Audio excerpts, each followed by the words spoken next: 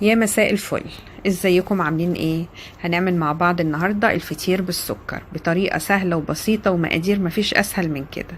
عندي 3 كوبايات من الدقيق وعندي ملح ومية. هحط الملح يا اما على المية يا اما على الدقيق. حابة تدوبيه في المية وتعجني بيه مفيش مشكلة، حابة تحطيه على الدقيق زي ما انا بعمل كده، الاتنين نفس النتيجة. قلبت الملح مع الدقيق بالشكل ده وهحط المية بتاعتي. انا هنا هحط كوباية المية كلها وهشوف الدقيق هيحتاج مني تاني ولا لا. العجينة دي مش بنحط لها زيت، مش بنحط لها بيكنج باودر ولا خميرة، هي مية وملح بس مع الدقيق. هبتدي بعد كده اعجن بايديا لحد لما تتكون عندي عجينة مش بتلزق في ايديا او مش بتلزق في البولة اللي بعجن فيها. بصوا كده العجينة ناشفة ولسه في دقيق كمان، فهحتاج ممكن نقول معلقتين كبار،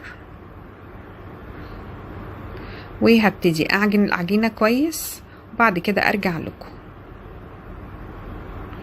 كده خلاص انا عجنت العجينة بتاعتي كويس جدا زي ما انتم شايفين كده. بصوا الملمس بتاعها زي ما انتم شايفين كده.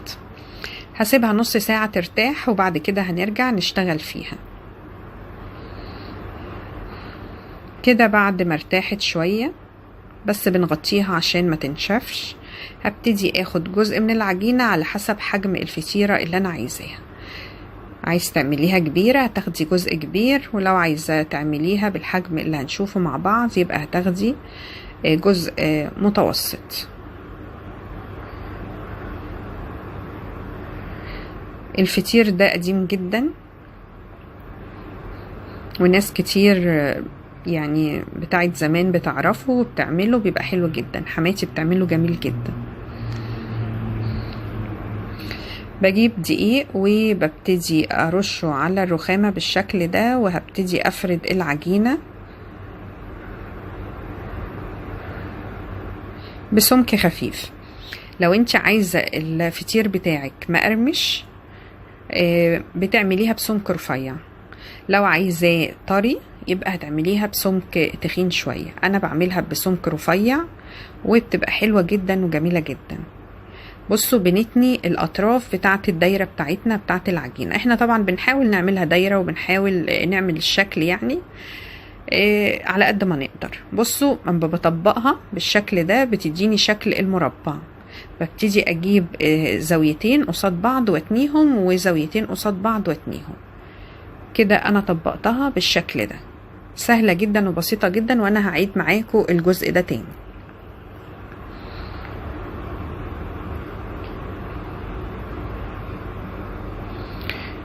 العجينة بتاعتي وببتدي اتني الاطراف بتاعه الدايرة بالشكل ده.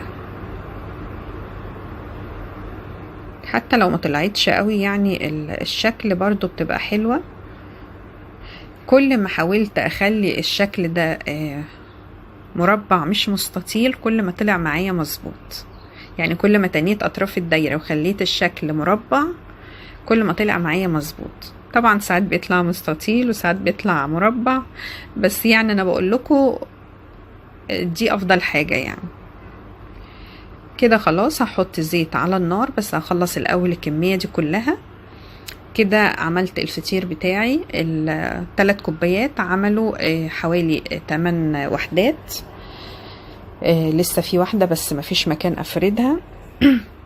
هبتدي اجيب الزيت لما يسخن وانزل فيه الفطير. طبعا الزيت ده لسه بارد شوية، عايز يسخن كمان حبة، هنشوفه لما نحط المرة التانية.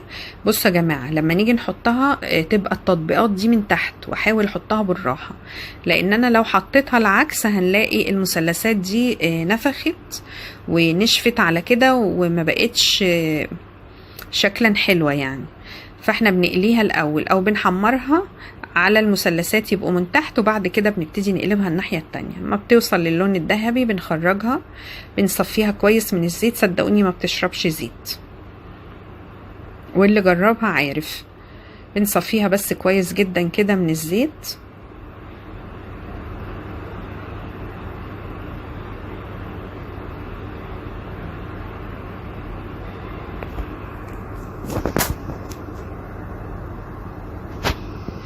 بصوا نخلي التنايات لتحت.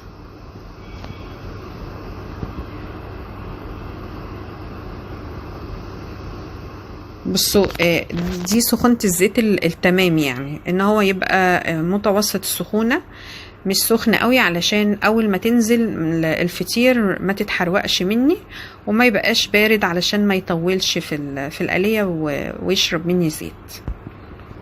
كده خلاص انا خلصت الفطير بتاعي زي ما انتم شايفين كده. هنبتدي نقدمه مع بعض.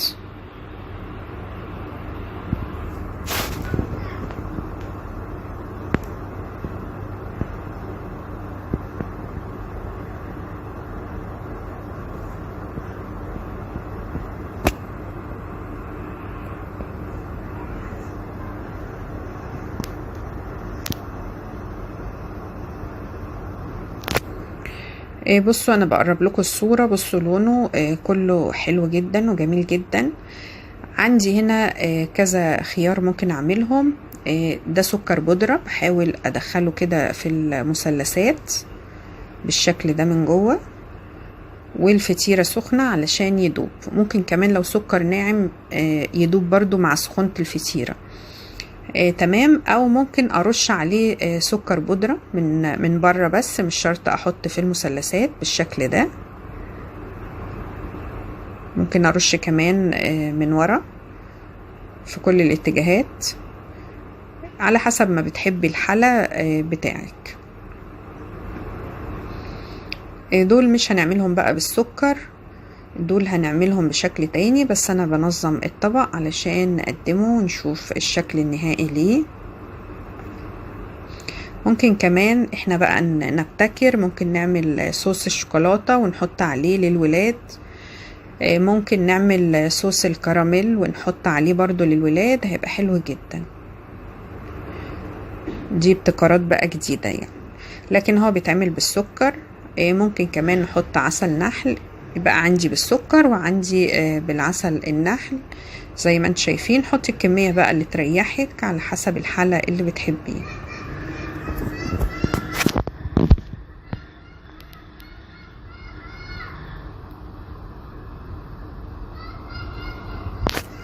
ممكن كمان تحطي سيرب تقيل، يعني اللي هو بتاع القطايف وبتاع الجلاش. ممكن نحط سيرب تقيل لو مش متاح عسل وحابة تحطي زي كده.